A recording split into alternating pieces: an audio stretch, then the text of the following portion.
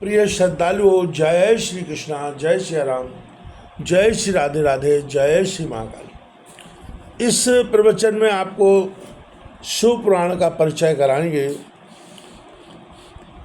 शिव पुराण का परिचय श्रावण मास में बड़ा पुण्यदायी होता है। परिचय श्रवण कीजिएगा। सूत जी कहते हैं, साधु महात्माओं, आपने बहुत अच्छी बात पूछी है। आपका यह प्रश्न तीनों लोगों का हित करने वाला है। मैं गुरुदेव व्यास का स्मरण करके आप लोगों के स्नेहवश इस विषय पर वर्णन करूंगा। आप आधारपूर्वक सुने। सबसे उत्तम जो शिवपुराण है वह वेदांत का सार सर्वस्व है तथा वक्ता और श्रोता का समर्थ पाप राशि से उद्धार करने वाला है। इतना ही नहीं है, परलोक में परमार्थ वस्तु को देने वाला है। कली की कल्प राशि का विनाश करने वाला है। उसमें भगवान शिव के उत्तम यश का वर्णन है। विप्रो धर्म अर्थ काम और मोक्ष इन चारों पुरुषार्थों को देने वाला वह पुराण सदा ही अपने प्रभाव की दृष्टि से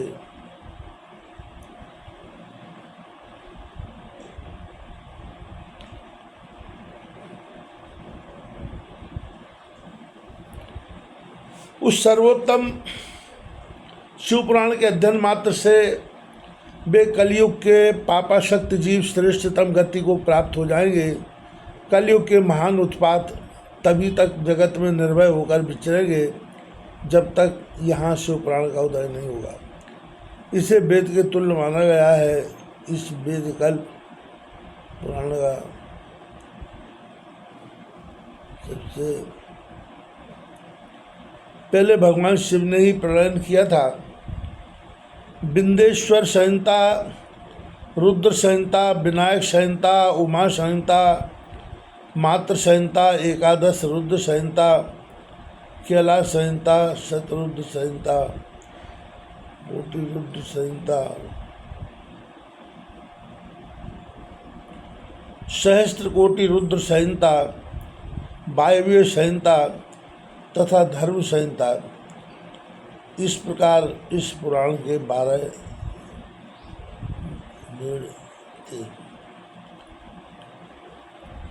12 वेद या खंड हैं।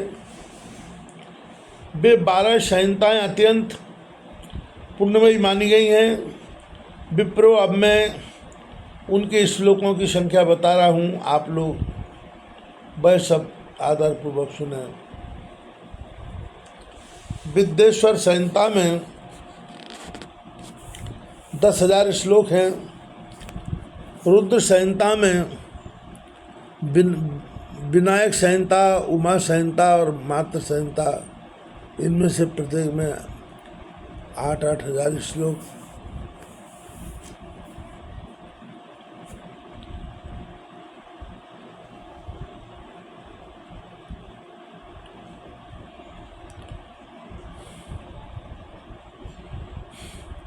प्रत्येक में 8-8 हज़ार श्लोक हैं। विप्रो, एकादश रुद्र संहिता में 13,000, कैलाश संहिता में 6,000, शतरुद्र संहिता में 3,000, कोटि रुद्र संहिता में 9,000, सहस्त्र कोटि रुद्र संहिता में 11,000, वायव्य संहिता में 4,000 तथा धर्म संहिता में 12,000 श्लोक हैं। इस प्रकार मूल शिव पुराण की श्लोक संख्या 1,00,000 है।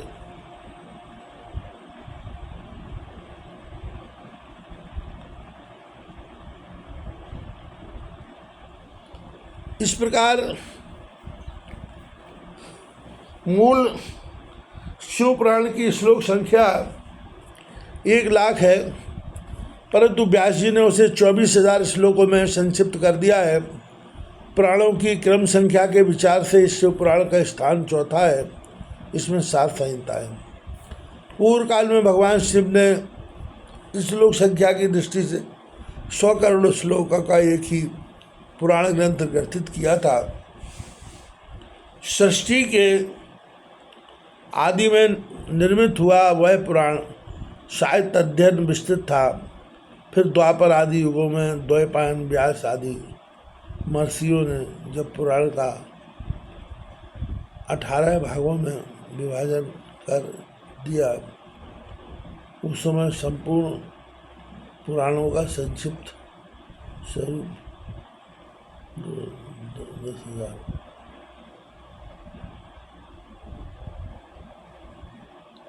केवल 4 लाख श्लोकों का रह गया। उस समय उन्होंने शिवपुराण का 24,000 श्लोकों में प्रतिपादन किया। यही इसकी श्लोकों की संख्या है। यह वेद तुल्य पुराण 7 संहिताओं में बटा हुआ है।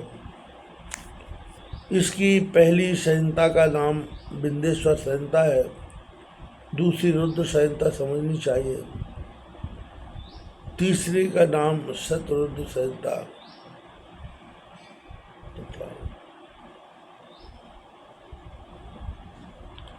बी टीका कोटिरुद्र संहिता,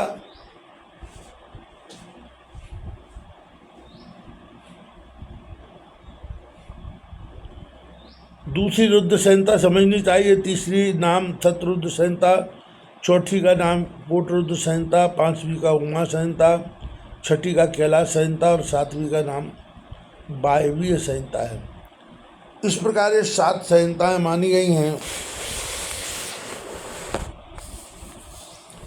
इन 7 संहिताओं से युक्त दिव्य शिव पुराण वेद के तुल्य प्रामाणिक तथा सबसे उत्कृष्ट गति प्रदान करने वाला है।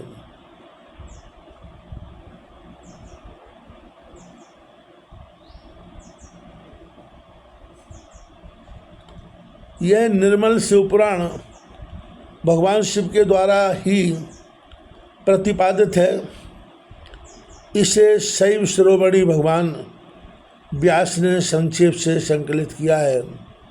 यह समस्त जीव समुदाय के लिए उपकारक, विविध अर्थों का नाश करने वाला,